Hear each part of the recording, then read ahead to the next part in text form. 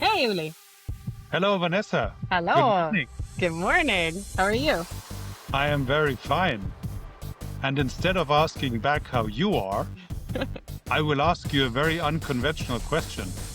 What's up? Has something typical ADHD or neurodivergent happened today already? Uh, yeah, I almost went out to get the filters for my coffee machine without pants on.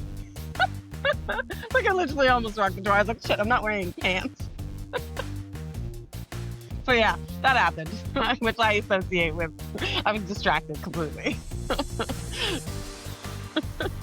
But are you ready? Is it okay? Yeah, definitely. I Yeah, just want to good. walk around a little bit. Vanessa, welcome Yeah, to Uli's Talks. thank you for having me. I thought about how to introduce you, and what struck me is that you seem to be a multi-talent, just like Lassie, my last guest. You are experienced in marketing, in go-to marketing or market strategies. You have been working in top management positions and still are, uh, and in you are part of boards of directors. You are also an entrepreneur.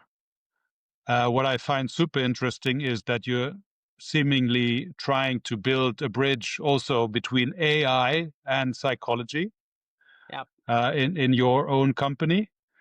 And on top of that, we are speaking about leadership and neurodivergence. How super interesting is this going to be? We need Yeah. more time. Yeah, I agree. I agree. Such an interesting topic. What did I miss in my introduction? None of it. I think that's exactly right. Exactly right. And I work fractionally, so I work independently in the leadership position. So it gives me that flexibility, which ADHD people we tend to like. We need that sometimes those switches to keep us occupied, keep us engaged. Is that maybe already the most important part of ADHD and your journey in your career? I would say so. And recognizing that I the novelty of things really, I mean, that's what draws us in, and it can be hard to sustain that. So allowing for some variation and variability in my week keeps my brain engaged. So every time I jump back into the next thing with a client or my own project, I get that hit of like, it's new again. And it gives me that focus. So I think it is very, very helpful. And conversely, knowing that when it is the same a full-time job, same day, every day, especially having to be in an office and lots of meetings, that can get very, very draining and dysregulating for a neurodivergent person. That's when we start to speak too fast, interrupt too much, run late for meetings. That's when you'll notice that that pace is starting to wear us down. And when does that start? Like, is there a key factor? Is it time, or is it something else that plays a huge role when that actually starts kicking in? I mean, it's different for everybody for sure what their threshold is, but I think the common things tend to be, I think, too many meetings, one after the other. That sort of social fatigue, especially large group meetings, and yeah, not enough time to rest and reflect. So that that pacing of divergent, convergent thinking, being able to have space for reflection and calm, where when you have ADHD, I mean, that's why I think, especially for neurodivergent people, the idea of 4-day work weeks or, the flexible working really works because we're often, if we are interested in what we're doing, we never shut off. So to allow that space to go a Friday to go for a walk in the forest. Uli, you and I enjoyed a 4-day work week at a company together before, and it was really great to have that reflection time to create, to be creative. I think that's really necessary.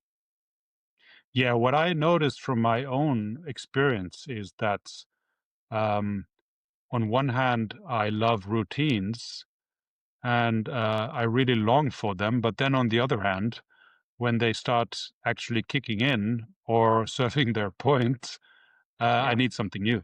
yeah, 100%. So, you as a leader with ADHD, is that actually well said? I mean, or is there a better term like Mm. Vanessa, the leader with ADHD, or leaders with ADHD? Is it too simple, or like does it work for the upcoming conversation? No, I think it does work. I don't know if the framing, which way to say it doesn't matter, but I think it is a strong characteristic of the leadership style that I definitely have, and I would probably say most who realize, they're neurodivergent and are starting to embrace it and understand it. It will characterize our leadership style, and for a lot of people who will be leading, it will feel different than they would have felt before, for better or for worse. And that's, I think, it's why I bring it to the forefront and say, this is what's going to characterize me as a leader. What you'll notice is some really great things, and some parts where I will struggle. And it's best to be vulnerable and transparent about that. Yeah, I would love to understand what is the typical leadership style. And second question, you just answered it already by saying you are being transparent with it. Is Yeah. that the way forward to go? At least for me, I think so. Because if not, there might be frustration. Definitely. If not, I might let people down, if they don't sort of understand what might be happening. So I think what defines it for me is the creativity arm of things. I'm not a manager, more of a leader. So for me, a lot of the admin of a management, I'll do it, but it is a painful task. So those typical things, I really struggle with the administration of it, the sort of the paperwork, the more of that side of things. I don't love, I mean, nobody does salary negotiations and things like this. What I find will characterize me more will be the deep empathy for the people that I'm leading. So I want to see ADHD people crave connection. We crave that deepness of understanding. So what will characterize it for me is more really wanting to see the people I lead thrive and fulfill and work well with their colleagues, to get that level of energy and enthusiasm. That's what I want in the room, is an Yeah. excitement, and a degree of risk taking. So it is a lot about creating that psychological safety so that those around me are really, I can see them come alive. It feeds my energy. And that's what characterizes me as a leader. And so I talk to people who I lead a lot about that I want to push you. And I might push you too hard sometimes because I want to see you thrive. But I might miss a one-on-one because I totally forgot. Like that will then that routine thing, that some of those things, or I'll be 15 minutes late. Like there's sometimes that it pops up where it is disrespectful. I'm not trying to excuse it, but it will happen. And it's the fallback, it's the drawbacks of some of these things. Or I'll be a little, attention to detail, sometimes a bit disorganized. Some ADHD people are really organized because they've had to really overrun that weakness, but it does show up. But on the flip side, when you want a leader that is going to bring the team together, get them talking, get them debating, get them really focused on the challenge ahead and trying to innovate together and push each other forward, that it characterizes, I think, a lot of ADHD leaders. So getting teams together, pushing them forward, creating that safe space, and creating an energy in the room. Uh, I totally hear you and understand that this is probably what drives results, not only quicker, but also more effectively. Um, I wonder, what is your experience in creating the space and energy in meeting rooms, as an example? Is everybody on board? Does everybody appreciate that energy? Does everybody appreciate the fast forward? It depends on the baseline of the let's say the psychological safety, the team dynamics, for sure. So I have misstepped and wanted to bring that level of dynamic, healthy conflict sometimes too soon, without realizing where they were starting from, when it was a team that I sort of inherited and maybe didn't have full view.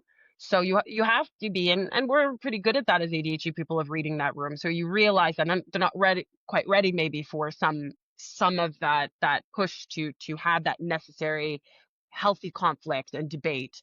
So then you usually have to backtrack and take things more one to one to sort of work through and get people feeling a bit more safe and confident.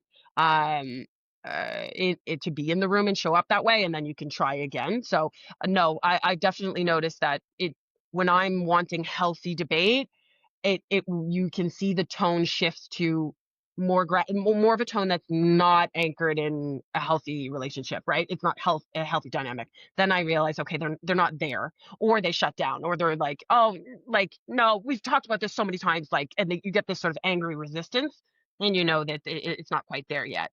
But I have a lot of success then taking a step back, working with people individually to bring them through and make them understand. And I'll do then to find a way, a storytelling, an artifact, a way to bridge the divide, right? You need to get everyone back to that common ground around where do we agree and where do we disagree, and sort of get to unify on the current state of affairs before you can sort of push forward.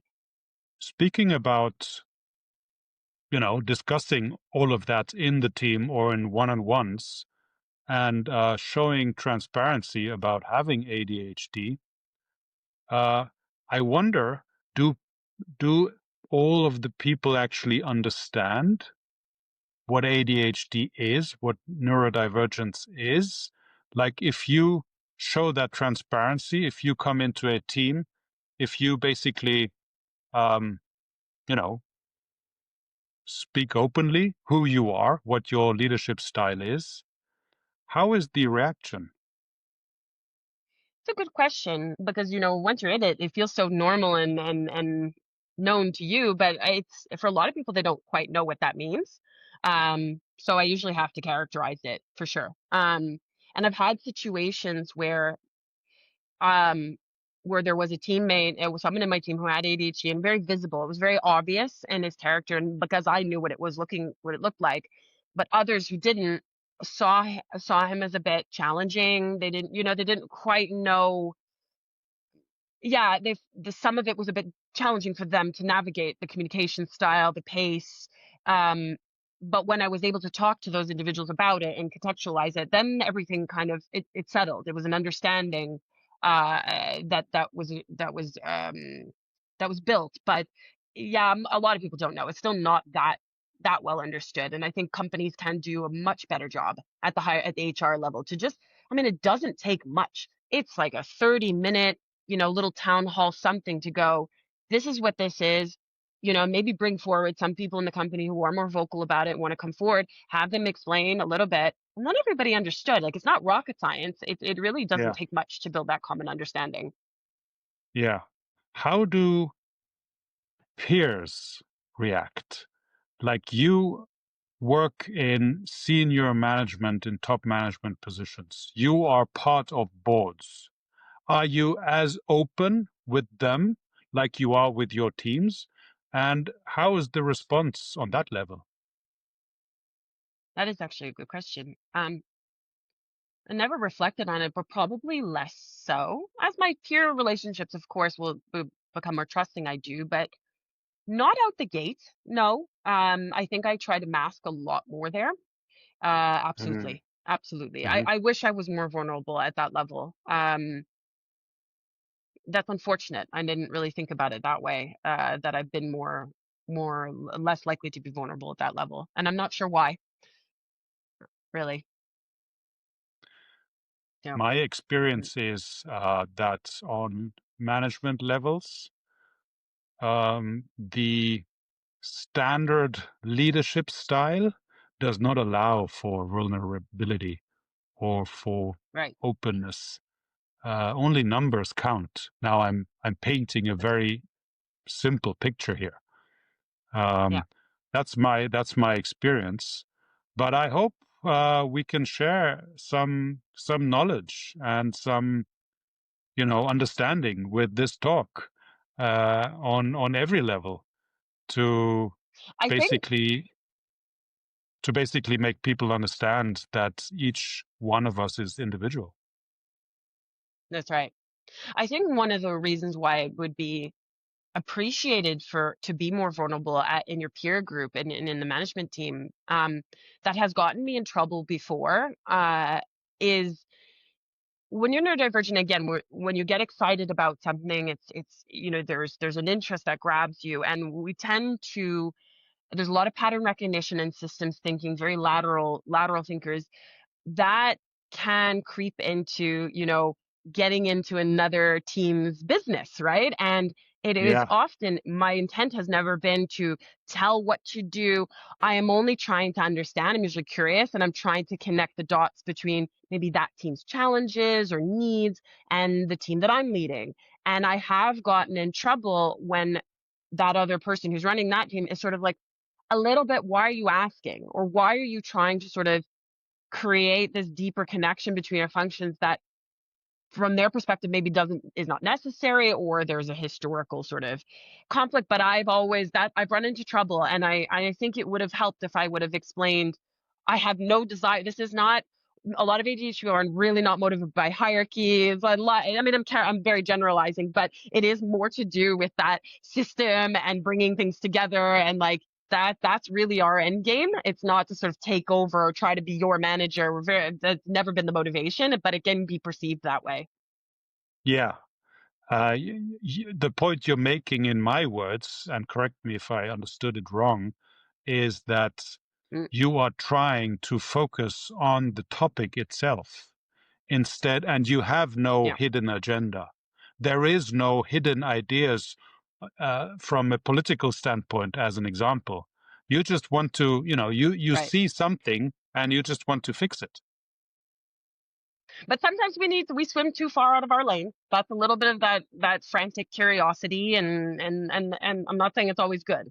So that's why I also need a good leader who understands me and who can help me stay focused, and sometimes, window down a little bit and go, yes, you're right, that coordination between your team and that team would be good, but let's take that as a second step. It's sort of to help you. That's why a good leader to a neurodivergent is very helpful. Yeah. Vanessa, I really appreciate your Mhm. openness and transparency in this talk. Thank you so much. It was super interesting. We're already at the end of our show. Did we miss something really Yeah, I important loved you it. want to It's share? great. No, I think the main thing is that both as a neurodivergent person and a leader is neurodivergent people are very at risk for burnout, and I think that's one of the more cautious things to bring forward. Why companies should address it and leaders should know is it to be able to spot, because often we don't recognize we're approaching burnout, and there will be very obvious signs in our behavior that we don't see and others will see. And good leaders should get ahead of that, because a burnout might be on the horizon. Cool. Thank you once again. And I mean, I love these short, crisp Thank you, Yuli. talks, but we probably need more time to go into depth into this topic. But I hope Yeah, to see you soon again, Vanessa, and maybe we'll have a follow-up sometime in the future. definitely. Thanks, Yuli. Appreciate it.